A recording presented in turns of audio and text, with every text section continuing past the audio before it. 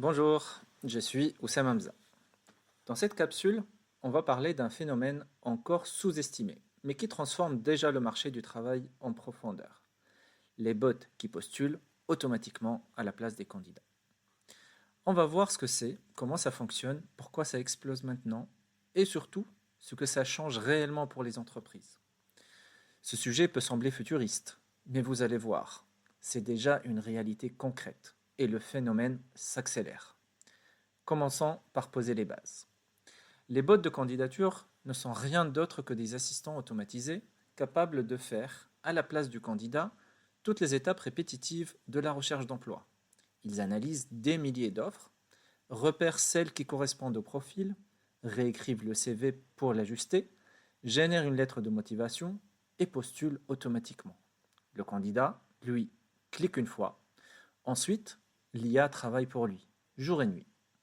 C'est une automatisation totale du processus. Et ce qui est fascinant, c'est que l'usage n'est plus marginal, il se normalise. Pourquoi ces bots explosent-ils? Pour trois raisons principales.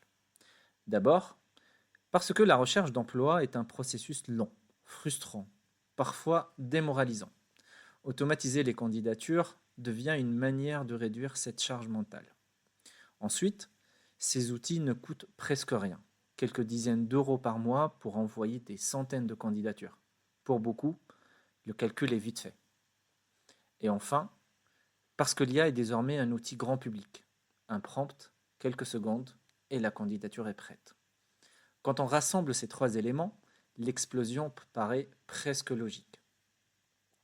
Mais ce qui est encore plus intéressant, c'est que ce phénomène ne part pas de zéro.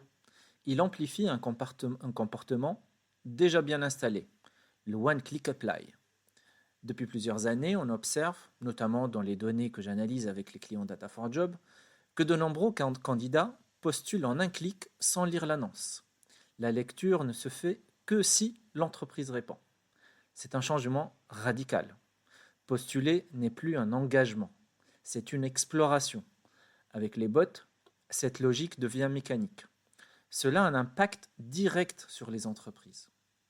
D'abord, le volume de candidatures augmente fortement, mais ce volume est trompeur. Il ne reflète pas l'intérêt réel du candidat. Ensuite, les ATS voient arriver des CV parfaitement formatés, mais totalement déconnectés des exigences. Certains candidats postulent à des postes seniors, juniors, techniques et administratifs en quelques minutes. C'est rarement de la malveillance. C'est le bot qui applique son algorithme sans aucune nuance. Et puis, il y a l'impact sur la qualité des indicateurs RH. Quand une grande partie du volume est généré automatiquement, des KPI comme le taux de conversion ou le taux de candidature qualifiée perdent de leur sens. Ils deviennent difficiles à interpréter. Ce phénomène crée aussi une charge supplémentaire pour les équipes. Elles passent plus de temps à filtrer ce qui n'est pas pertinent, à identifier ce qui a été envoyé par le bot, qu'analyser les vraies candidatures engagées. En gros, c'est l'explosion des candidatures spam.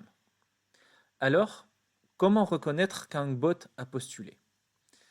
Certaines signatures sont assez claires. Une candidature reçue quelques secondes après la publication, des candidatures à plusieurs postes très différents, des envois à des erreurs improbables ou un texte extrêmement uniforme sur plusieurs candidatures.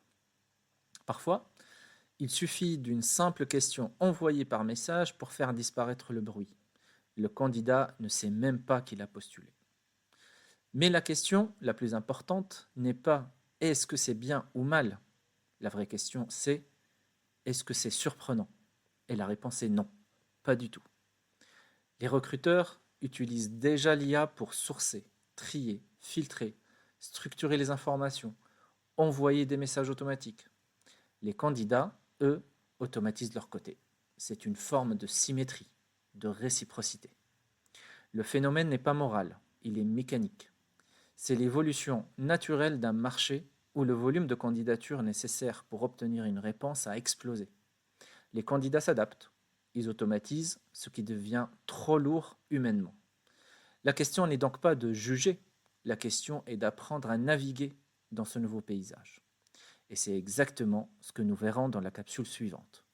Comment s'adapter intelligemment à cette réalité. Comment filtrer sans complexifier. Comment analyser la cohérence plutôt que le volume. Et comment recentrer le processus sur ce qui ne peut pas être automatisé. La preuve, la cohérence et l'humain. On se retrouve tout de suite dans la capsule numéro 3.